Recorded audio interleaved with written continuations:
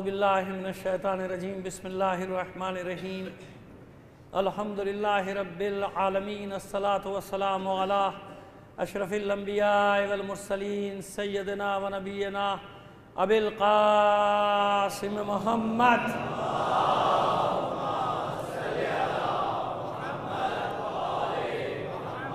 وآلہ الطیبین الطاہرین المعصومین ولعنۃ اللہ علی اعدائہم اجمعین من الآن الی قیام یوم الدین اما بعد فقد قال اللہ تعالی فی کتابہ المبین وہو اصدق القائلین وقولہ الحق بسم اللہ الرحمن الرحیم یا ایہا الذین آمنوا لا تتخذوا الذین اتخذوا دینکم ہزوا ولعبا صلوات بری محمد علی محمد بار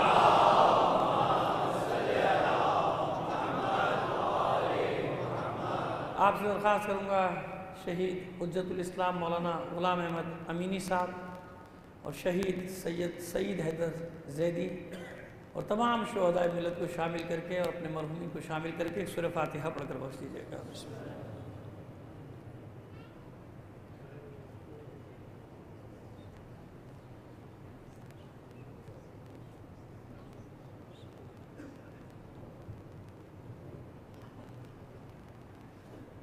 صلوات عنایت فرما دیجئے محمد علی محمد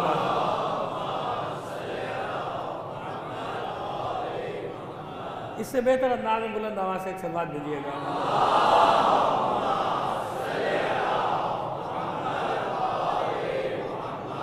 اجازت سے مرزا یوسف صاحب مفتی نعمان صاحب ہمارے ہر روز تشریف لا رہے ہیں اور وہاں بھی اعمال ہوتے ہیں اور آج بھی انہوں نے ذکر کی محفل مجلس اپنی مسجد نور اسلام میں سجائی تھی. کل کا بھی اعلان ہے، پرسوں کا بھی اعلان ہے نور اسلام میں. ظاہر ہے کہ آپ لوگ عزاداری اور اعمال میں مصروف ہیں، لیکن میں یہ بتانا چاہ رہا ہوں کہ اور جگہوں پر بھی یہ سب کچھ ہوتا ہے، پورے شہر میں ہو رہا ہے. ہمارے علماء کرام جو اہل سنت سے تعلق رکھنے والے وہ اعمال بھی کراتے ہیں اپنے لوگوں کو رات بھر، اور ذکر حسین کی مجلس اور محفل وہ بھی سجاتے ہیں. بہرحال جہاں جہاں ذکر حسین کرنے اور سننے میں مشغول ہیں دنیا بھر میں، حسین کے چاہنے والے ان سب کی سلامتی اور حفظ و امان کے لیے بلند آواز سے صلوات اور عنایت فرما دیجیے.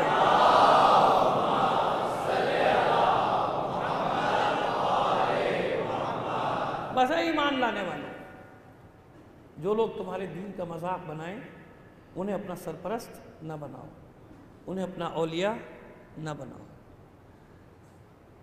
ایک شبہ دور کرنا ہے. آج شبہات کہلاتے ہیں، شبہ پیدا ہوتا ہے. محکمات بھی ہیں قرآن مجید میں اور متشابہات بھی، دونوں چیزیں آپ جانتے ہیں. کچھ آیات سے لوگوں نے شبہات پیدا کیے، شبہ کو شبہات پیدا کرنے کی کوشش کی. ایک شبہ آج دور کریں گے اسی ولایت کے باب میں. ہوتا یہ نا کہ سب جانتے ہیں کہ سب کون سا گھر جا کے سارا قرآن مجید اول سے آخر تک پڑھیں گے. میں جو آیات سنا دوں گا وہی سنیں گے نا بھائی. حتیٰ کہ یقین جاری ہے کہ بہت سارے حفاظ ایسے ہوتے ہیں جنہیں خود نہیں پتہ ہوتا مانو حفظ تو کیا ہوا وہ معلوم نہیں ہوتا انہیں کیا ہے. کیونکہ اگر صرف عربی آ جانا یا حفظ کر جانا کمال ہوتا تو آج تک عربوں میں بدو اور جاہل نہ ہوتے. عربوں میں بدو اور جاہل نہ ہوتے، سب کو عربی آتی. اس کا مطلب عربی زبان آنا اس بات کی ضمانت نہیں کہ اسے قرآن بھی سمجھ میں آتا ہے. اسی لیے عربی زبان میں بھیجا تھا کہ کسی اور زبان میں تو بدرجہ اولا یہ نہیں سمجھتے، اگر کسی اور زبان میں آتا تو بالکل بھی نہیں سمجھتے. عربی میں اسی لیے بھیجا کہ شاید سمجھ جاؤ، لعلکم تعقلون، شاید عقل سے کام لو، لعلکم تذکرون، شاید تم ذکر کرنے والے بن جاؤ، یاد دہانی کرانے والے بن جاؤ. یہ بار بار جو لعلکم شاید شاید شاید، کیونکہ عربی زبان آنا تو کمال نہیں ہے، اس لیے شبہ پیدا کر دیا جاتا ہے. اور قرآن کی ہی آیت سے شبہات پیدا کیے جاتے ہیں، کیونکہ متشابہ بھی ہیں محکمات جن کا ایک سیدھا سیدھا مفہوم سب کی سمجھ میں آ جاتا ہے.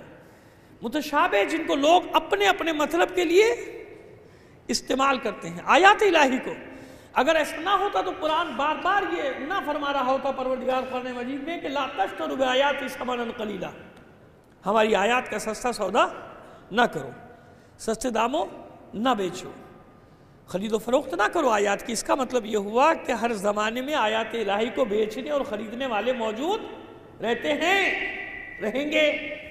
ورنہ قرآن مجید کیوں فرما رہا ہے کہ لا تشتروا بآیاتی ثمنا قلیلا، ہماری آیات کو سستے داموں نہ بیچو، سستے داموں نہ فروخت کرو آیات کو۔ اس کا مطلب ہر زمانے میں کچھ لوگ ہیں جو سستے داموں بیچتے ہیں، یعنی اپنے مطلب کی بات نکالو اتنی بات، کیونکہ گھر جا کے کون سب پڑھ رہے ہیں۔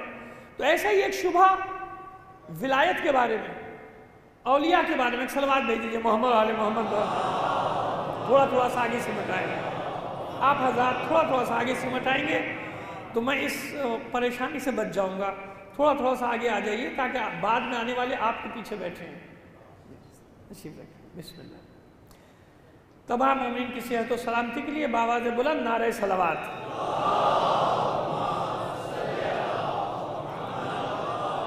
اب دیکھیے ولایت کے بارے میں شبہ پیدا کیا گیا، اور شبہ کہاں سے لایا گیا؟ آیت سے ہی لایا گیا۔ کہ دیکھیے ایک مثال دوں گا، ایسی بہت ساری مثالیں قرآن مجید میں موجود ہیں، جتنا یہ مجلس متحمل ہو سکتی ہے اتنی مثال دیں گے۔ مثل الذین اتخذوا من دون اللہ اولیاء کمثل العنکبوت، کمثل العنکبوت اتخذت بیتا وَإِنَّ أَوْهَنَ الْبُيُوتِ لَبَيْتُ الْعَنْكَبُوتِ وَلَوْ كَانُوا يَعْلَمُونَ۔ سورہ عنکبوت قرآن مجید کا 29واں سورہ اور اس کی 41ویں آیت، یعنی 41، جن کو اردو میڈیم نہیں آتا میری طرح، انگلش میڈیم کے جو لوگ ہیں ان کو اردو کی گنتی بھی اب نہیں آتی، مصیبت یہ ہو گئی ہے۔ لیکن بچوں کو نصیحت کر رہا ہوں، بڑوں کو بھی نصیحت کر رہا ہوں، گزارش کر رہا ہوں، کبھی بچوں کو اپنی زبان سے بے بہرا نہ کرو۔ یہ فخر کی بات نہیں ہے کہ بچے کہیں انہیں اردو نہیں آتی، یہ ذلت کی بات ہے، یہ کسی قوم کی پستی کی بات ہے کہ وہ اپنی زبان کو چھوڑ دے۔ دنیا میں صرف وہی قوموں نے ترقی کی، اٹھا کے دیکھ لیجئے، ایک جملہ بس کہہ کے آگے بڑھ جاؤں گا، جس نے اپنے بچوں کو اپنی زبان دی ہے۔ وہ فخر سے مترجم لے کر آتے ہیں، جب انہیں اقوام متحدہ میں تحقیق کرنی تو انہیں کوئی احساس کمتری نہیں ہوتا کہ ہم اپنے ملک کی زبان میں بات کریں، اپنی زبان ہے، ہمارے بچوں کی زبان ہے، ہماری مادری زبان ہے۔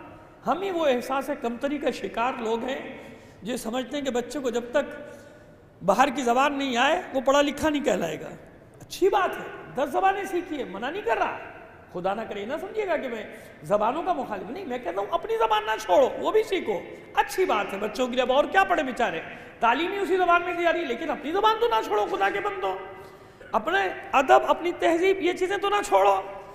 ہم میٹرک میں جو اردو پڑھا کرتے تھے، نظمیں اور مضامین پڑھا پاتے، وہ اب سمجھ بھی نہیں آتا، ماسٹر کرنے والوں کی سمجھے کہ کون سی اردو پڑھ رہے ہیں بھیا، وہ ہم 9 10 میں پڑھتے تھے، لیکن خیر چلیے اب یہ باتیں کہاں چلی گئیں۔ تو 41ویں آیت 29واں سورہ قرآن مجید کا ارشاد ہوا، مثل الذین اتخذوا من دون اللہ اولیاء، جن لوگوں نے بھی اللہ کو چھوڑ کے کسی اور کو ولی بنایا۔ ابھی ہم وہی لفظ استعمال کریں جو قرآن مجید میں، مثل الذین اتخذوا من دون اللہ اولیاء، وہ لوگ، ان کی مثال کیا ہے؟ جن لوگوں نے اللہ کو چھوڑ کر کسی اور کو اپنا ولی بنا لیا۔ کمثل العنکبوت، ان کی مثال مکڑی جیسی ہے۔ پہلے پوری آیت سن لیجیے گا، جواب دیں گے، لیکن سوال تو واضح ہو جائے نا کہ سوال ہے کیا؟ سوال یہ کرتے ہیں لوگ کہ دیکھیے قرآن مجید میں منع کیا ہے کہ اللہ کے سوا کسی کو ولی نہ بناؤ، یہ اعتراض کرتے ہو، یہی آیت پڑھ کے سنا دیتے ہیں، مثل الذین اتخذوا من دون اللہ اولیاء کمثل العنکبوت، جنہوں نے اللہ کو چھوڑ کے کسی اور کو ولی بنایا، ان کی مثال ہے مکڑی کی۔ اور مکڑی کیا چیز ہے؟ وَإِنَّ أَوْهَنَ الْبُيُوتِ لَبَيْتُ الْعَنْكَبُوتِ، اور گھروں میں سب سے کمزور گھر کس کا گھر ہے؟ مکڑی کا گھر ہے۔ گھروں میں سب سے کمزور گھر کس کا ہے؟ اب پہلے سے وہ اتخذت بیتن، یہ مکڑی ایک گھر بناتی ہے، اتخذت بیتن، یہ گھر بناتی ہے۔ کیسا گھر بناتی ہے؟ وَإِنَّ أَوْهَنَ الْبُيُوتِ لَبَيْتُ الْعَنْكَبُوتِ، اور یاد رکھو کہ گھروں میں سب سے کمزور گھر مکڑی کا ہے۔ یعنی اللہ کو چھوڑ کر جو بھی کسی کو اپنا ولی بنائے گا وہ مکڑی کا جالا بن رہا ہے، ایسا کمزور کہ پھونک مارو تو وہ گھر ختم ہو جائے گا۔ کہتے ہیں دیکھو قرآن مجید میں یہ فرمایا، لہذا اللہ کے سوا کسی کو ولی، اب اعتراض سمجھ میں آ گیا، اب جواب دیں گے یہ ہے وہ شبہ جو ولایت کے باب میں پیدا کیا گیا. صاحب اللہ نے منع کیا ہے کہ اللہ کے سوا کسی کو بھی ولی نہ بنانا، اللہ کے سوا کسی کو اپنا سرپرست نہ بنانا. جس نے اللہ کو چھوڑ کر کسی اور کو ولی بنایا تو وہ کیسا ہے؟ مکڑی کی مانند ہے. مکڑی ایک گھر بناتی ہے اور گھروں میں سب سے کمزور گھر ہے مکڑی کا. وَلَوْ كَانُوا يَعْلَمُونَ، اگر یہ جان رہے ہوتے، اگر ان کے پاس علم ہوتا تو کبھی اللہ کے سوا کسی کو، وہ جو ترجمہ کرتے ہیں ہر جگہ سرپرست کا، دوستی کا، یہاں پہ یہی ترجمہ کرتے ہیں کہ اللہ کے سوا کسی کو ولی نہیں بنانا، کیونکہ یہاں خاص معنی ہے نا، خاص معنی. لہذا بتانا چاہتے ہیں کہ جانتے کہ ولایت کے سارے سلسلے کہاں ملیں گے؟ دشمنی ایک ہی سے ہے، مخالفت ایک ہی سے ہے، وہیں پر جا کے ساری تاریں ٹوٹتی ہیں. لہذا مثال لائے، اس یہاں سے مثال لائے. اب اس کا جواب لیجئے آپ. ایک صلوات عنایت فرمائیے محمد آل محمد پر. تیار ہے؟ تیار ہے؟ دیکھیے میں اوپر سے دیکھ رہا ہوں، کوئی سوئے نہیں خدا کے لیے. یا میری تقریر واقعی ایسی ہوتی ہے، میں جانتا ہوں کہ نیند آنے لگتی ہے، لیکن آپ اپنے نفس کے ساتھ جہاد کیجئے اور سوئیے نہیں خدا کے لیے. ایک دو آدمیوں کو میں نے دیکھا، انہیں جھونکے آئے ہیں بڑے زوردار، تو میں اوپر بیٹھا ہوں نا، میں دیکھ رہا ہوں. خدا کے لیے جہاد بالنفس کیجئے اور آج کی مجلس میں طے کر لیجئے کہ آج سونا نہیں ہے میرے سامنے. ایک اور صلوات عنایت فرما دیجئے محمد علیہ وسلم. آئیے بس ادھر ادھر نہ دیکھیں، جب میں پردہ رکھ رہا ہوں تو آپ بھی پردہ رکھیں، ٹھیک ہے نا؟ اللہ نے یہی حکم دیا، پردہ رکھو. پہنچ گیا پیغام، جس کو پہنچانا تھا ہم نے پہنچا دیا. بعد میں جو دیکھتے ہیں کون ہے کون تھا، اس کو چھوڑیا. آئیے بات ہے، کہا کہ اللہ کے سوا کسی کو ولی نہ بنانا. آئیے اب قرآن مجید میں دیکھیں کتنی جگہ اللہ نے حکم دیا ہے ولایت کا. آئے انما ابھی نہیں پڑھ رہے ہم، آئے انما تو آپ ابھی الگ رکھیے. یہ آیت بتانے والے یہ آیت کیوں نہیں پڑھتے؟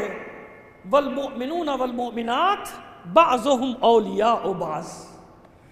کوئی فرق نہیں ہے، زیر زبر کا بھی فرق نہیں ہے. یہاں بھی اولیاء، ولی کی جمع، وہاں بھی اولیاء. مثل الذین اتخذوا من دون اللہ اولیاء، جس نے بھی اللہ کو چھوڑ کے دوسروں کو سرپرست بنایا، اس نے مکڑی کا جالا بنا، گھر بنایا. یہاں ارشاد ہے والمؤمنون بعضهم اولیاء بعض. یہ مومنین اور مومنات سرپرست ہیں، اولیاء ہیں ایک دوسرے کے. صرف یہی نہیں، الا ان اولیاء اللہ لا خوف علیہم ولا ہم یحزنون. بس آگاہ ہو جاؤ کہ اللہ کے اولیاء ہیں جنہیں کوئی خوف نہیں ہوتا. تو یہ اولیاء اللہ کون ہیں جو اللہ بنا رہا ہے؟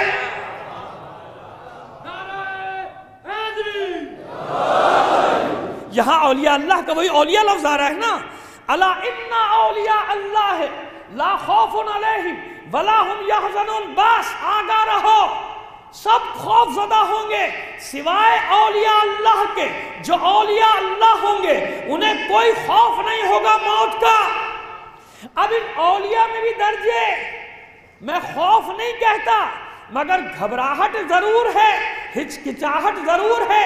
چاہے جناب آدم ہو، چاہے جناب نوح ہو، چاہے جناب ابراہیم ہو، چاہے جناب موسیٰ علیہ السلام ہو، چاہے جناب یوسف ہو، چاہے جناب سلیمان ہو، چاہے جناب عیسیٰ روح اللہ ہو، جو بھی ہو، ہچکچاہٹ ضرور ہے، رکاوٹ ضرور ہے، ذرا سی گھبراہٹ کا اظہار ضرور ہے موت کے وقت.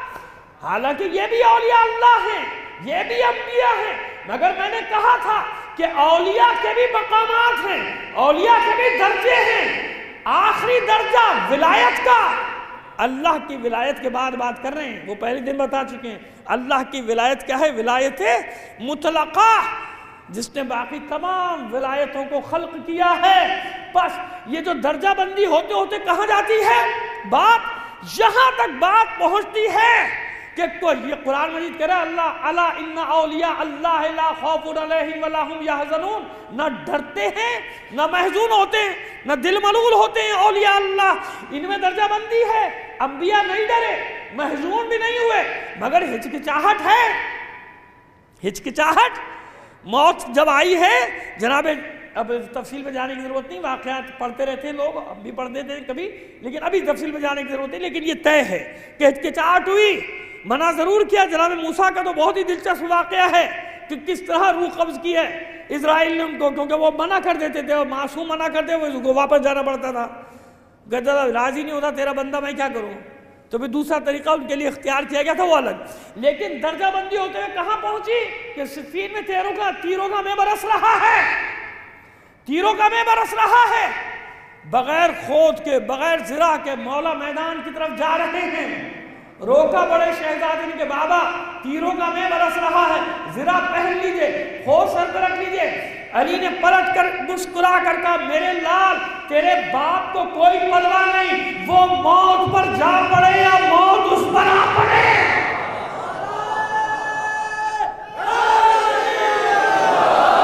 علی کو کوئی پرواہ نہیں، علی کو کوئی پرواہ نہیں، موت اس پر آ پڑے یا وہ موت پر. الا ان اولیاء اللہ لا خوف علیہم ولا هم یحزنون. یہ کون سے اولیاء ہیں؟ اب وہ بھی اولیاء اللہ اضافت کے ساتھ ہے. یہ کون ہے اللہ کے ولی؟ وہ سورہ عنکبوت تو آپ نے پڑھ دی.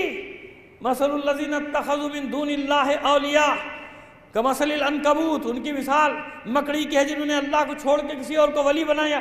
یہ کون ہیں جن کی ولایت کا اللہ اعلان کر رہا ہے؟ فرق یاد رکھو، وہ جو عنکبوت کی بات ہے وہ کس کے لیے؟ آیت الکرسی پھر سن لیجئے دوبارہ اس کے وہ آیت کا وہ حصہ.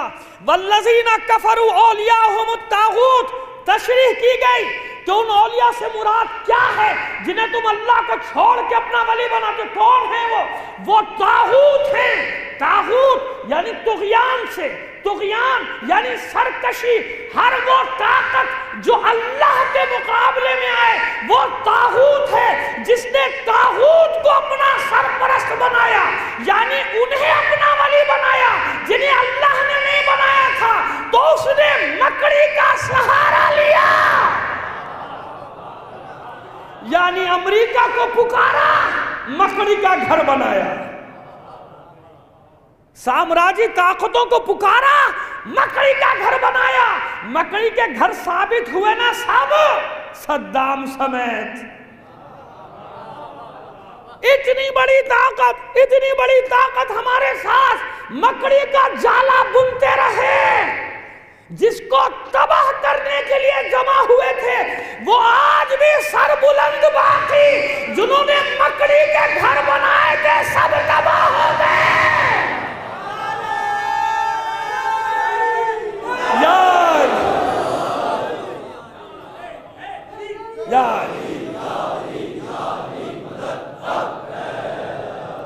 سمجھ میں آگئی میری بات؟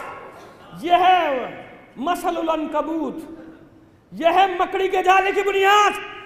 جسے اللہ کو چھوڑ کر جو اللہ کے مقابلے میں آئے، ان طاقتوں کو جس نے اپنا ولی بنایا اس نے مکڑی کا جالا بنا ہے. بس مکڑی کا گھر بنانے کی مثال عنکبوت کی مثال ہے.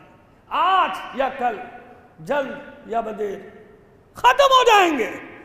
اور جس نے انہیں اپنا ولی بنایا، جسے اللہ نے اولیاء اللہ بنایا، کون ہے وہ اولیاء اللہ؟ اب بھی نہیں آیا.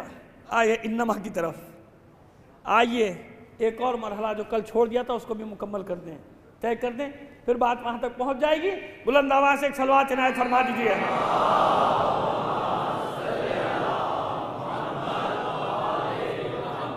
یا ایھا الذین آمنوا، یہ رہ گئی تھی کل بات، ادھوری بیچ میں رہ گئی تھی.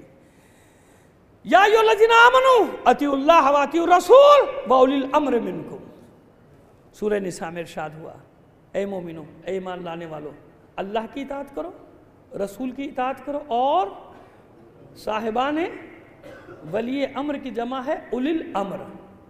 صاحبان امر کی اطاعت کرو. ایک نہیں ہے صاحب امر، صاحبان امر کی اطاعت کرو. ایک سے زیادہ تعداد ہے، نام نہیں بتایا. یہی تو امتحانات ہیں.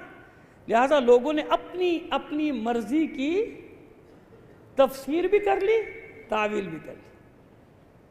جو امویوں کے چاہنے والے تھے بنی امیہ، ان کے لیے اولی الامر تھے. بنی امیہ ان کے لیے کیا تھے؟ اولی الامر تھے، بھائی صاحبان امر تھے، اطاعت کرو۔ حدیثیں گڑھی ان کے لیے۔ جو عباسیوں کے چاہنے والے تھے انہوں نے بنی عباس کے لیے گڑھی، بھائی یہ اولی الامر ہے، ان کی اطاعت کرو، واجب ہے۔ وہی سلسلہ آج تک جاری ہے، بھائی اولی الامر ہے، لیکن اس میں پھنس گئے، الٹے پھنس گئے۔ اب جب فاسق و فاجر آ کے بیٹھے، کہا کہ نہیں بھائی اولی الامر ہے، اس کی اطاعت کرو۔ اللہ فرما رہا ہے اطیعوا اللہ و اطیعوا الرسول و اولی الامر منکم، جو صاحبان امر ہیں تم، یعنی امر یعنی حکم، جن کے پاس اختیار ہے۔ سیدھی سی بات ہے، اختیار کس کے پاس ہے؟ حاکم کے پاس ہے۔ تو بھائی جیسا جنرل ضیاء ویسا جنرل پرویز مشرف، جیسا وہ پہلے والا ویسا یہ آج والا، برابر ہی ہے نا۔ اور جیسا جو آئے گا وہ اسی لیے لوٹے بن جاتے ہیں لوگ کہ جو حاکم آئے اس کے ساتھ ہو جاؤ، کیونکہ اطاعت کرنی ہے اولی الامر کی، پارٹی چھوڑو وہاں چلے جاؤ فوراً۔ ان کا کیا قصور ہے؟ ان کو تو مولوی نے یہی بتایا نا اولی الامر ہے، اولی الامر ہے۔ کیوں یہ جھگڑا ہوا اولی الامر کا؟ نہ ولی کا معنی سمجھے، نہ امر کا معنی سمجھے، نہ ولی کا معنی سمجھ میں آیا نہ امر کا۔ دیکھیں نا دو چیزیں، اس نقطے کو سمجھ لیجئے گا ذرا سا توجہ کے ساتھ، نتیجہ بڑا اچھا نکل آئے گا انشاءاللہ، آسانی سے دوں گا آپ کو۔ دیکھیے ایک بار ہے ولی اللہ، ولی اللہ کا مطلب کیا ہوا؟ اللہ کا ولی۔ اور ایک بات ہے اللہ ہو ولی، اللہ ہو، اللہ ولی ہے۔ دیکھیے دو الگ الگ معنی ہو گئے نا۔ ایک بار ہے اللہ ولی، اللہ ولی الذین آمنوا یخرجہم من الظلمات ہے، اللہ ولی ہے۔ بھئی یہ ولی کیسا منصب ہے؟ اس میں چھوٹائی بڑائی کیسے ہوگی؟ اللہ ولی الذین، اللہ ولی ہے مومنین کا۔ اور ایک بار کیا ہے؟ اس کا مطلب کہ ولی بڑا منصب ہے نا، اللہ ولی ہے سب کا، سارے مومنین کا۔ یہ اس لیے سمجھنا ضروری ہے کہ بعض لوگ ایک ایک لفظ کو لے کے دوڑ جاتے ہیں۔ معاذ اللہ المومن کا ایک جگہ میں نے معنی سنا، میرے تو سر پیٹ لیا اپنا، کیا کہہ رہی ہے؟ اللہ کا ایک نام ہے المومن اور مولا ہے امیر المومنین۔ خدا کے بندو جب عربی نہیں آتی، جب پڑھے لکھے نہیں ہو، تو کیوں جہالت کے تیر برسا رہے ہوتے ہو لوگوں پر؟ خود کچھ علم نہیں ہے، جانتے وانتے ہیں نہیں، شروع ہو گئے کہ اللہ مومن تو یہ امیر۔ تو سنو، اللہ ولی بھی ہے، ولی بڑا ہے۔ اگر ولی بڑا منصب ہے تو پھر جو ولی اللہ ہے، اللہ کا بھی ولی۔ اب کیا کرو گے بھائی؟ ایسا کھیل ہے معمولی کہ اپنی مطلب کا ایک لفظ لے لو اور لوگوں کے عقیدوں سے کھیلو، تماشا بناؤ۔ یہی وہ لوگ ہیں جو تمہارے دین کے ساتھ مذاق کرتے ہیں۔ یا ایھا الذین آمنوا لا تتخذوا الذین اتخذوا دینکم ہزوا ولعبا، اے مومنو خبردار ان لوگوں کو اپنا سرپرست نہ بنانا جو تمہارے دین کے ساتھ مذاق کرتے ہیں، ٹھٹول کرتے ہیں، مسخرہ پن کرتے ہیں، جو آیات الہی کا مذاق اڑا رہے ہو، اپنے مطلب کے سانچے میں ڈال رہے ہو، ذرا ان کا علمی مبلغ تو پوچھ لیا کرو کہ کتنا پڑھے ہوئے ہو۔ دین ایسی چیز نہیں کہ چار اچکے ٹائپ کے لوگ بیٹھ جائیں فٹ پاتھ پہ اور لوگوں کا عقیدہ بنانا شروع کر دیں کہ عقیدہ یہ ہے، عقیدہ یہ ہے، عقیدہ یہ ہے۔ خود لفظ عقیدہ کے معنی نہیں معلوم ہوں گے اس کو کہ عقیدہ کہتے کس کو، لیکن صاحب چیمپئن بنا ہوا ہے، عقائد کا چیمپئن بنا ہوا ہے، لوگوں میں مقام بنا ہوا ہے۔ میں کیا بتاؤں کیا کیا حرکتیں کرتے ہیں اپنے مقامات کو بچانے کے لیے۔ اب آپ سمجھ میں آ رہی ہے بات؟ ایک لفظ کو میں نے آپ کے سامنے رکھ دیا، اللہ ولی الذین، اللہ ولی ہے، اور ایک بار ولی اللہ ہے۔ اب اس میں بڑا کون ہے بھائی؟ بڑا کون ہوا؟ اللہ ولی ہے، اور پھر اللہ کا بھی کوئی ولی ہے، بلکہ اولیاء اللہ ہے، اللہ کے بھی اولیاء ہیں۔ کیا مطلب ہوا؟ بس معلوم ہوا کہ لفظ ایک ہے، ولی جب اللہ کے لیے استعمال ہو تو وہ ہے ولایت مطلقہ، یعنی ولی هو الوالی، وہ ولی ہے جو پوری کائنات کا والی ہے، پوری کائنات کا مولا۔ جب اللہ ولی الذین کہا گیا تو یہاں وہ والی یعنی وہ ولایت مطلقہ کہ جس کے برابر میں کوئی نہیں، اس کے تحت میں، جس کے عرض میں کوئی نہیں، جس کے ساتھ کسی کی ولایت کھڑی نہیں ہو سکتی. یاد رکھنا اس بات کو، یہی عقیدہ ہے تشیع کا، اس کے علاوہ کچھ بھی نہیں ہے. یاد رکھنا کہ اللہ کی ولایت کے عرض میں کوئی نہیں کھڑا ہو سکتا، فوق بھی نہیں. طول بھی کہوں گا تو اس میں فوق اور تحت سب آ جائے گا. تحت ہے اللہ ولی الذین، اللہ کے لیے جب آئے گا تو کس؟ والی اور ولی، یعنی مولا مطلق.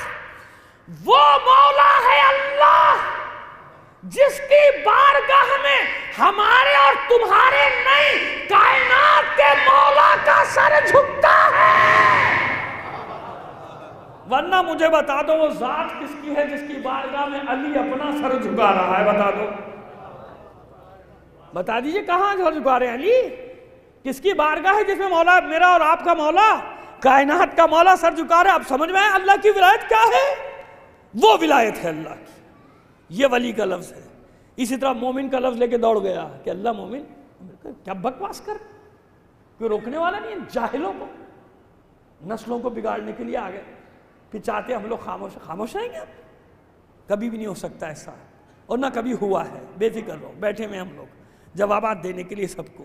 چومکھی لڑنا پڑتی ہے آج کل کے زمانے میں. ادھر بھی دیکھو، ادھر بھی دیکھو، باہر بھی دیکھو، اندر بھی دیکھو، اندر بھی گھسے ہوئے شرارتیں کر رہے ہیں، نئی نئی شرارتیں لے کر آ جاتے ہیں. تو بس یہ ولی کا معنی سمجھ میں آئے کہ لفظ ایک ہے، اللہ کے لیے استعمال ہو تو ولایت مطلقہ، کوئی اس کے برابر میں نہیں. اب آئیے، اب رہ گیا امر. ولی امر پہ بات کریں نا، اس لیے ہم نے ولی کے لفظ کو ذرا سا طول لیا کہ آپ کی سمجھ میں آسانی سے بات آ جائے کہ لفظوں سے نہیں کھیلا جاتا. امر، اسی لیے دوسروں نے یہ مانا لیا حاکم، بھائی جس کے ہاتھ میں بھی امر ہے یہی ہے، اسی کی اطاعت کرو، واجب ہے. بھائی امر کا معنی تو سمجھ لو. امر کا ایک معنی ہے حکم، ایک معنی کیا ہے؟ حکم. کوئی بھی دے بھائی یہ امر ہے، یہ نہیں ہے، اسی میں نا امر اور نہیں. حکم دیا جائے گا، امر بالمعروف نہی عن المنکر، والمؤمنون والمؤمنات بعضهم اولیاء بعض یامرون بالمعروف وینہون عن المنکر. یہ ہے پوری آیت. اب مجھے آپ بتائیے کہ امر کے معنی حکم دینا، اچھائی کا حکم دینا، امر بالمعروف نہی عن المنکر، یا کیسا بھی حکم دینا وہ امر ہے. امر کے معنی ہے لفظی حکم. یہاں کیا معنی ہے؟ اولی الامر. بس قرآن مجید میں ہی ڈھونڈنا پڑے گا کہ امر ہے کیا. امر سمجھ میں آ جائے گا، صاحبان امر خود بخود سمجھ میں آ جائیں گے. سمجھ میں آ جائے گا کہ یہ کس ولایت کا تذکرہ ہے، کس ولایت کی بات ہو رہی ہے. انما امرہ اذا اراد شیئا ان یقول لہ کن فیکون. امر کی تعریف کسی اور نے نہیں کی، قرآن مجید میں خود پروردگار عالم نے کی، خالق کائنات نے کی. انما امرہ، اللہ کا امر یہ ہے. امرہ اضافت کے ساتھ ہے. امرہ اس کا امر، کہتے ہیں نا اس کا گھر. یہ اس الگ ہے، گھر الگ ہے، مضاف مضاف الیہ ہے. فلاں صاحب کا گھر، حسن صاحب کا گھر، نویس صاحب کا گھر، تو نویس صاحب الگ ہے، گھر الگ ہے. امرہ یعنی امر اللہ. قرآن مجید نے امر اللہ کی اصطلاح بھی سمجھی. اللہ کا امر اضافت ہے، مضاف مضاف الیہ ہے، الگ الگ ہیں دو چیزیں.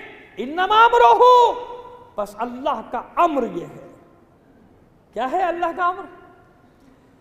اذا اراد شیئا، جب وہ کسی شے کا ارادہ کر لے، ان یقول لہ کن فیکون، تو کہتا ہے ہو جا، ہو گئی. یہ ہو جا ہو گئی والی کیا چیز ہے؟ کہ یہی امر ہے. ارادہ ربی کا نام ہے امر. ارادہ ربی کا نام ہے امر. امر کسے کہتے ہیں؟ ارادہ ربی کو. اذا ارادہ شیئا ان یقول لہ کن فیکون تعریف ہے، امر کی تعریف.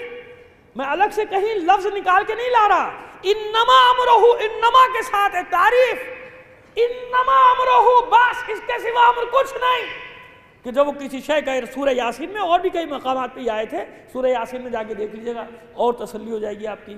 انما امرہ اذا اراد شیئا ان یقول لہ کن فیکون. اللہ کا امر یہ ہے کہ جب وہ کسی شے کا ارادہ کر لے، کہتا ہے ہو جا، ہو گئے. امر الگ ہے، رب الگ ہے، ارادہ ربی الگ ہے، مضاف مضاف الیہ ہے، اضافت کے ساتھ ہے نا۔ آئیے سورہ قدر، سورہ قدر، بسم اللہ الرحمن الرحیم، انا انزلناہ فی لیلۃ القدر وما ادراک ما لیلۃ القدر، لیلۃ القدر خیر من الف الشہر، تنزل الملائکۃ والروح فیہا باذن ربہم من کل امر۔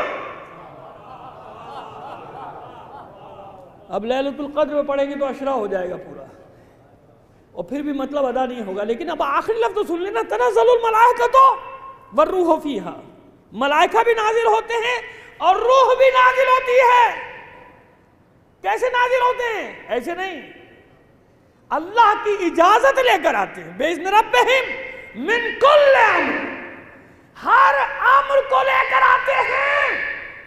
تنزل الملائکۃ والروح فیہا بِإِذْنِ رَبِّهِمْ مِنْ كُلِّ امر، ہر امر کو ملائکہ اور روح لے کر آتے ہیں۔ اس کا مطلب ہر سال کچھ اوامر ہیں جنہیں بھیجا جاتا ہے۔ جاؤ، کہاں پر آتے ہیں یہ امر؟ مکے میں، تو سب مکے جاؤ، صفا مروہ پہ تو سب وہاں جاؤ شب قدر منانے۔ مدینے میں آتے ہیں، کوہ فاران پہ آتے ہیں، کوہ احد پہ آتے ہیں، جبل نور پہ آتے ہیں، جبل رحمت پہ آتے ہیں۔ کہاں آتے ہیں بھائی؟ اگر معلوم ہوتا تو وہی سب وہیں چلے جاتے، مگر آتے ہیں ہر سال۔ اچھا، اور پھر 24 گھنٹے کی جو گردش ہے سورج کی، تو 12 گھنٹے کا تو ویسے ہی فرق ہے۔ جب آپ یہاں شب قدر کے اعمال ادا فرما رہے ہوتے ہیں، امریکہ میں تو صبح ہو رہی ہوتی ہے، وہاں تو اعمال اس وقت ہوں گے جب آپ سو جائیں گے، وہاں رات شروع ہوگی۔ ایسے ہی ہے نا، جب یہاں صبح ہوگی اور آپ اعمال کر کے سو جائیں گے، روزہ رکھ لیں گے، تو پھر وہاں رات ہونا شروع ہوتی ہے، تو پھر وہ اعمال کریں گے۔ تو بھئی یہ کیا مسئلہ ہے؟ یہ کیا مسئلہ ہے؟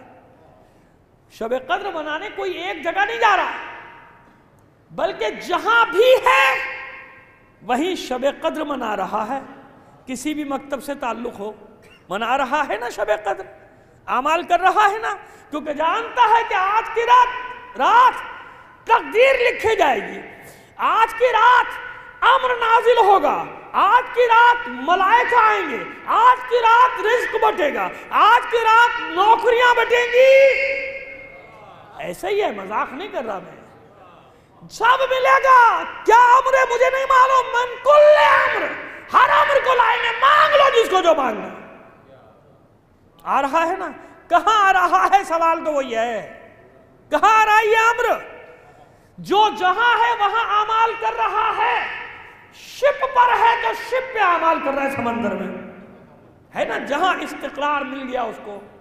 اب پلین میں تو نہیں کر سکتا، ایروپلین میں، لیکن جہاں بھی جائے گا۔ اسی لیے شاید ایک رات میں مقید نہیں کیا گیا شب قدر کو، طاق راتوں کا ذکر کیا گیا کہ انما الاعمال بالنیات۔ اگر 17 نکل جائے 19 کو کر لینا، 19 نکل جائے 21 کو کر لینا، 21 نکل جائے 23 کو کر لینا، 23 نکل جائے 25 کو کر لینا، 25 ہاتھ نہ آئے تو 27 کو کر لینا۔ سمجھ میں آ رہی ہے بات؟ طاق راتوں میں سے ایک رات، یعنی مشیت نہیں چاہتی کہ کوئی محروم رہ جائے۔ بھئی یہ روایات کی بحث اپنی جگہ کہ ہمارے یہاں 23 معتبر، ہمارے برادران کے 27، لیکن یہ روایت تو دونوں جگہ ہے نا کہ طاق راتوں میں سے ایک رات، 17 سے لے کے 29 تک کی روایات، یہ تو دونوں جگہ مشترک ہے۔ تو میں تو ہمیشہ مشترک چیز لوں گا نا، میں جھگڑے والی چیز کیوں لوں گا؟ تو یہ تو ہے نا سب جگہ کہ طاق راتوں میں سے ایک رات، مشیت چاہتے کہ لو، تو بس یہ ہر جگہ اعمال کرنا بتا رہا ہے کہ لاشعوری طور پر انسان جانتا ہے کہ میں جہاں بھی ہوں امر ملے گا، مجھے میرا حصہ ملے گا، ورنہ وہاں جاتا جہاں امر نازل ہو رہا ہے۔ اب سوال کو، جواب کو مکمل کرتا ہوں، یہ امر کا نزول بتا رہا ہے کہ کوئی صاحب امر ہے جو عدالت کے ساتھ سب کو اس کا حصہ بانٹے گا۔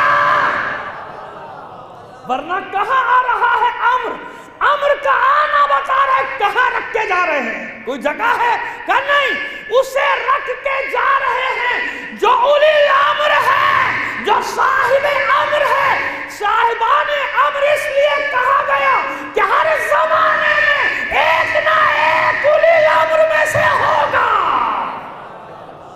ہر زمانے میں۔ یہیں پہ ختم کروں گا بات کو۔ زندہ باد، مردہ آباد، یہی ختم کروں گا بات کو، اور یہی سے انشاءاللہ زندگی رہی تو کل شروع کروں گا۔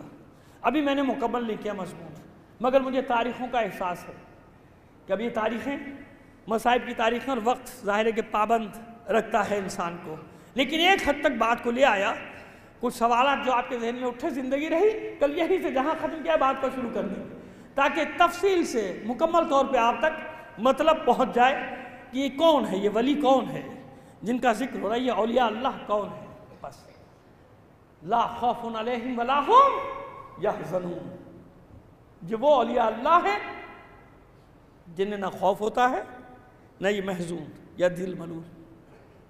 اب آئیے، ایک کے لیے تو نہیں کہا گیا الا انا اولیاء اللہ، یہ اللہ کے بے شک آگاہ رہو کہ بے شک جو اللہ کے اولیاء ہیں، دوست ہیں، اللہ کے سرپرست نہیں، یہاں سرپرستی کا معنی نہیں ہے، جو اللہ کے قریب ہیں، جو اللہ کے دوست ہیں، جو اللہ سے محبت کرتے ہیں، ان کی پہچان یہ ہے کہ نہ وہ ڈرتے ہیں نہ وہ دل ملول ہوتے ہیں۔ اب میں ائمہ طاہرین کی بات تو اپنی جگہ، اگر کوئی معصوم بچہ یہ کہتا نظر آ جائے، کوئی سوال کرے کہ موت تیرے نزدیک کیسی ہے، علی کا بیٹا سوال کرے حسین، اور علی کا پوتا جواب دے قاسم ابن حسن، اب سامنے تصویر آ گئی، مرقع آ گیا آیت کی تفسیر کا، آیت کے مصداق سامنے آ گئے۔ پس یہ وہ محکم آیات کہ جن کے مصداق تلاش کرنے کے لیے تعویل کی ضرورت نہیں، توجیہ کی ضرورت نہیں، اگر ڈھونڈنا ہو سیدھا سیدھا جواب ڈھونڈنا والا انا اولیاء اللہ لا خوف علیہم ولا ہم یحزنون کا مصداق کون ہے تو بغیر ڈھونڈے کربلا میں مل جائے گا۔ باقی تو تلاش کرنا پڑے گا نا تفاسیر میں، تاریخوں میں، کربلا میں سامنے ہے۔ ایسا نہیں تھا کہ مجبوراً جان دے رہے تھے، جانے کا راستہ تھا، بچنے کا راستہ تھا، موت پر حملہ کر رہے تھے، موت پر ٹوٹ رہے تھے اور چہرے گلنار ہوتے جا رہے تھے۔ وہی تو ہے یہ قاسم کہ جب شب عاشور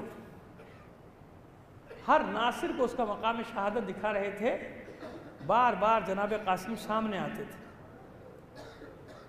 یہ شاید میرا نام لے دیں، اب میرا نام لے دیں چچا جان، لیکن حسین ہر بار رخ دوسری طرف کر لیتے تھے۔ جب تقریباً سب کو دکھا چکے حسین، تو اب نہ رہا گیا قاسم سے۔ 13 سال سے لے کے 15 سال تک کا سن ہے، میں اس معمولی بحث پہ نہیں پڑتا۔ آخر بے چین ہو کر سامنے آ گئے چچا جان کہ چچا جان۔ اب حسین کو دیکھنا پڑا، مخاطب ہونا پڑا، کیا بات ہے میرے نام، چچا جان آپ سب کو مقام ہے شہادت دکھا رہے، کیا میرا نام دفتر شہادت میں نہیں ہے؟ حسین نے حسرت بری نگاہوں سے اپنے بھتیجے کو دیکھا، فرماتے ہیں بیٹا موت کیسی ہے تیرے نزدیک؟ قاسم موت کو کیسا پاتا ہے؟ مسکرا کے کہتا ہے حسن کا لاڈلا، چچا جان شہد سے بھی زیادہ شیرین، احلی من العسل، شہد سے زیادہ شیرین، میٹھا ذائقہ ہے نا، موت کا ایک ذائقہ ہوتا ہے، قرآن مجید میں ذائقے کا ذکر ہے، کل نفس ذائقۃ الموت، ذائقہ ہے موت کا، اس ذائقے کو بتا رہا ہے کہ اگر اللہ کے دوست ہوں، اولیاء اللہ ہوں، لا خوف علیہم ولا ہم یحزنون، وہ نہیں ڈرتے موت بس، ان کے نزدیک تو موت شہد سے بھی زیادہ شیریں، انسان کو جیسے شہد کی طلب اس سے بھی زیادہ شیریں ہیں۔ گلے سے لگا کر فرماتے ہیں بیٹا قاسم تیرا نہیں بلکہ تیرے ننھے بھائی علی اصغر کا بھی نام ہے۔ گھبرا جاتا ہے قاسم، گھبرا کے کہتا ہے حسن کا لال، چچا جان کیا یہ اشقیاء خیموں میں گھس آئیں گے؟ خوف ہوا قاسم کو کہ خیموں میں داخل ہو جائیں گے۔ تسلی دی اس نے، نہیں بیٹا یہ خیمے میں داخل نہیں ہوں گے، میں علی اصغر کو پانی پلانے کے لیے لاؤں گا، میدان میں اسے تیر لگے گا۔ مطمئن ہو گیا قاسم۔ حسین نے بتایا نہیں اس نو عمر کو، اس کم سن کو نہیں بتایا کہ بیٹا صرف یہ نہیں کہ خیموں میں گھسیں گے، بلکہ لوٹ مار کے بعد خیموں کو آگ بھی لگا دیں گے، تیری ماں بہنوں پھوپھیوں کے سروں سے چادریں بھی چھینیں گے، ان کے بازوں میں رسن بھی باندھیں گے، انہیں کشاں کشاں بازاروں میں پھرائیں گے مہندی بنا کر۔ نہیں بتایا، بچہ ہے۔ قاسم مطمئن ہو گیا کہ خیموں میں نہیں جائیں گے، علی اصغر کو باہر تیر لگے گا۔ خوش خوش خیمے میں آئے اپنی ماں کے پاس، زانوں پہ سر رکھ لیا قاسم، ماں پیار کرتی، میرے لال تیرے بابا ہوتے تو اپنا فرض ادا کر، مجھ دکھیاری بیوہ کے پاس کچھ بھی نہیں تیرے سے، سوہا میری طرف سے حسین پر فدیہ ہو جائے، اور دیکھ اگر تیرے چچا تجھے اجازت نہیں دیں گے نا تو تیرے بابا کی وصیت تیرے ساتھ ہے۔ کہتے ہیں کہ بازو پہ تعویذ بندہ تھا، اس میں حسن کی وصیت تھی۔ جب شہزادے حسن دنیا سے پردہ فرما رہے تھے تو قاسم کا سن 2 سال سے زیادہ کا نہیں تھا، 2-2.5 سال بس، 1.5 2 سال 2.5 سال۔ سینے سے لگا کے رو رہے تھے قاسم، اور سر کے، سینے کے، رخ مبارک کے، رخ انور کے، گلو مبارک کے بوسے لیتے جاتے تھے، روتے جاتے تھے، اور جناب ام فروہ سے فرماتے تھے کہ دیکھو جب حسین کربلا میں دشمنوں کے نرغے میں آ جائے تو قاسم کو ضرور بھیجنا میدان میں، یہ میرا خاص فدیہ ہے، ہدیہ ہے اپنے بھائی کے لیے۔ دیکھو اگر میرا بھائی جانے نہ دے تو یہ وصیت اس کے بازو میں باندھ رہا ہوں، یہ میرے بھائی کو دکھا دے۔ قاسم مطمئن ہے۔ صبح ہوئی، جا رہے ہیں انصار، قاسم ہر ایک کا لاشا آنے کے بعد جاتے ہیں، چچا جان مجھے میدان میں جانے دیجیے، مگر حسین جانے نہیں دیتے۔ آخر ظہر کا وقت ہوا، قاسم روتے ہوئے اپنی ماں کے پاس آئے، ماں گرامی میں کیا کروں، اتنی بار جا چکا ہوں، سب انصار شہید ہو چکے، میرے بڑے بھائی سب جان شہادت نوش کر چکے، لیکن چچا جان مجھے میدان میں جانے کی اجازت نہیں دیتے کسی طرح۔ یہ ہیں موت پر ٹوٹ پڑنے والے لوگ۔ ماں نے گلیجے سے لگا کے دعائیں دی، میرے لال تجھے ضرور اجازت ملے گی۔ اب دیکھیے ہر ماں کی یہی خواہش ہوتی ہے کہ اس کا بچہ جلدی سے جلدی اتنا بڑا ہو جائے، ہر ماں کی یہ خواہش ہے کہ اس کے سر پہ سہرا باندھو، اسے دولہا بناؤ، ایسے ہی ہے نا۔ بس ام لیلہ کی بھی یہی خواہش ہے، جناب زینب کی بھی یہی خواہش ہے اپنے بچوں کے لیے، جناب ام فروہ کی کیوں نہیں ہے؟ لیکن یہاں مسئلہ کچھ اور ہے عزیزو، عزادارو، یہاں مسئلہ کچھ اور ہے۔ یہاں ام فروہ بھی وہی بات، وہی گفتگو کر رہی ہے جو زینب نے کی، وہی گفتگو کر رہی ہے جو ام لیلہ نے کی، کہ میرے لال سب خواہشات اپنی جگہ، آرزویں اپنی جگہ، ارمان اپنی جگہ، کل اپنی بیوہ ماں کو خوش کر دے، سرخرو کر دے زہرا کے سامنے، قربان ہو جا حسین، اپنے چچا پر قربان ہو۔ یہ وصیتیں کی تھی، یہ نصیحتیں کی تھی، تجھے اجازت ضرور ملے گی۔ بازو میں بندھا ہوا تعویذ کھولا، لے جا اپنے چچا جان کی خدمت میں، یہ تحریر لے جائے۔ بابا کی تحریر دیکھتے ہی قاسم خوش ہو گئے، دوڑتے ہوئے پہنچے خیمے میں حسین کے، کہتے ہیں چچا جان میرے بابا کا خط آپ کے نام، میرے بابا کی تحریر آپ کے نام۔ حسین نے بھائی کی تحریر کو دیکھا، سر پہ رکھا، آنکھوں سے لگایا، چوما بوسے، خط کے مضمون کو پڑھا، وصیت کو پڑھا، تحریر کو دیکھا، اور بے ساختہ آنکھوں سے اشک بہنے لگے۔ قاسم کو گلے سے لگایا، دیر تک روتے رہے۔ کیوں؟ بھائی یہی تو لکھا ہے نا کہ بھیا حسین قاسم کو میدان میں جانے سے نہ روکو، میری وصیت ہے، اس پہ عمل کرنا۔ یہ میرا خاص ہدیہ ہے تمہارے لیے۔ دیر تک روتے رہے۔ اب مجھے ایک جملہ اپنی مرضی سے کہنے دیجئے، جہاں تک اجازت ہے، مصائب کے باب میں فقہا نے اجازت دی، وہیں تک جاتا ہوں کہ میرا دل کہتا ہے کہ حسین نے اپنے ہاتھوں سے قاسم کو سجایا ہوگا۔ یہاں تک تو میں نے پڑھا ہے کہ بھائی کا عمامہ، بھائی کی ابا، بھائی کا پٹکا کمر میں کس کے باندھا۔ یہ جو عمامہ، ابا اور پٹکا باندھا ہے، اسی کو میں نے اپنے الفاظ میں کہا کہ قاسم کو سجایا ہے۔ عزاداروں، جب قاسم کو لے کر خیمے سے باہر نکلے ہیں نا، کوئی تعجب نہ کرو اگر سب کی آنکھیں خیرہ ہو جائیں۔ حسن کا حسن لیے ہوئے، حسن کا سراپا لیے ہوئے قاسم جب میدان میں آیا، ٹھٹک گئے، سکتے میں آ گئے۔ حسن قاسم کو دیکھ کر محلقہ، ام فروا کا محلقہ، مہرو، حسن کا مہر میدان میں آیا۔ پس اتنا کم سن ہے قاسم کہ قاسم کو گود میں اٹھایا حسین اور پھر کمر سے پکڑ کے سوار کرایا ہے، زین پر بٹھایا۔ اور روتے جاتے ہیں حسین، اپنے بھائی کی نشانی کو دیکھ کر رو رہے ہیں۔ میرا مولا عباس دیکھتا ہے، فرماتا ہے بیٹا قاسم ذرا دھیان سے۔ حسن کا لال کہتا ہے چچا جان اطمینان رکھیں، آپ کا شاگرد۔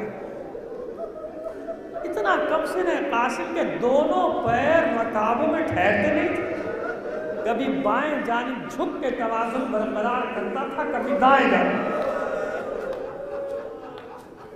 گھوڑا دوڑاتے ہوئے لشکر کے مقابل آئے، للکارا قاسم نے، جو نہیں جانتا جان لو، میں حسن کا لال ہوں، حسن کا بیٹا۔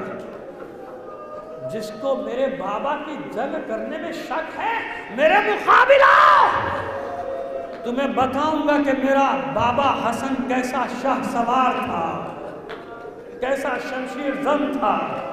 میری تلوار کے وار کو دیکھو، سمجھ لو کہ میں کس حسن کا بیٹا ہوں۔ ایسے لہجے میں حل من مبارز کہا، ایسے لہجے میں للکارا علی نے، پسرے ساتھ کا دل ہل گیا۔ اپنی فوج کے بڑے نامی گرامی پہلوان ارزق شامی سے کہتا ہے جا اس نوجوان کو قتل کر دے۔ ارزق شامی نے معاذ اللہ بڑی حقارت سے قاسم کو دیکھا، پھر پسرے ساتھ کو دیکھ کر کہتا ہے ایک بچے کے مقابلے میں جاؤں گا۔ اس کے 4 بیٹے جنگ میں شرکت کر رہے ہیں، ایک بیٹے سے کہا جا اس نو عمر کا اس بچے کا سر کاٹ کے لیا۔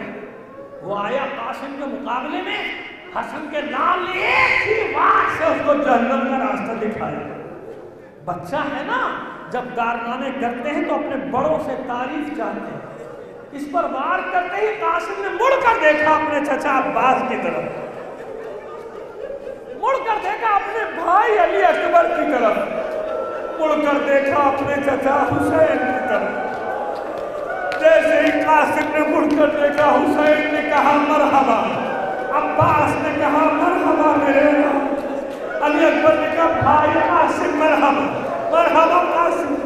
ہمت بڑھ گئی قاسم کی، اپنے دوسرے بیٹے کو بھیجا جا اپنے بھائی کا بدلہ لے کر۔ قاسم نے اسے بھی ایک ہی بار سے جہنم کا راستہ دکھایا، پھر پلٹ کر دیکھا، پھر مرحبا آفرین کی آوازیں۔ تیسرے بیٹے کو بھیجا، چوتھے بیٹے کو بھیجا، چاروں کو جہنم رسید کر چکا قاسم۔ آنکھوں میں اندھیرا آ گیا ارزق شامی کے، اپنے 4 بیٹوں کو خون میں غلطہ دیکھ کر دیوانہ وار دوڑا قاسم کی طرف۔ ادھر ارزق کو آتے دیکھا، گھبرا گئے عباس، چلا کر کہا میرے لال قاسم ذرا دھیان سے، بڑا نامی گرامی پہلوان آ رہا ہے۔ علی اکبر نے حوصلہ باندھا، قاسم ہوشیار رہنا، بہت بڑا پہلوان ہے۔ اور حسین کا تو عالم یہ ہے کہ سجدے میں چلے محبوب محبوب قاسم کا لاشا اٹھاؤں گا مگر اے پالنے والے ہاشمی نوجوان ہے ایک کے مقابلے میں میرا قاسم زیر نہ ہو ایک کے مقابلے میں میرا قاسم زیر نہ ہو بس تیار ہوا قاسم جو ہی ارزق شامی قریب آیا جنگی حربہ استعمال کیا ایسا نپا تلا بار کیا سر پہ کہ آدھا ادھر گرا آدھا ادھر گرا حسین سجدہ شکر میں عباس سجدہ شکر میں علی اکبر سجدہ شکر میں لیکن جانتے ہو کیا ہوا اب جو تینوں نے سجدے سے سر اٹھایا قاسم نظر نہیں آیا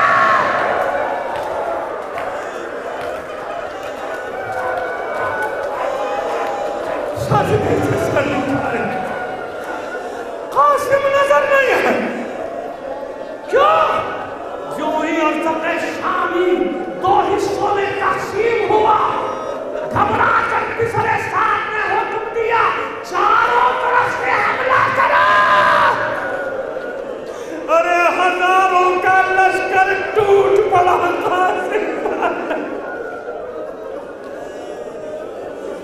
کہاں تک لڑکا قاسم تھک کے چور ہو گیا تیروں کے تلواروں کے پرچیوں کے ساتھ اٹھا کر جب گرنے لگا آواز دی یا اللہ وجرکنی اے چچا جان میری مدد کو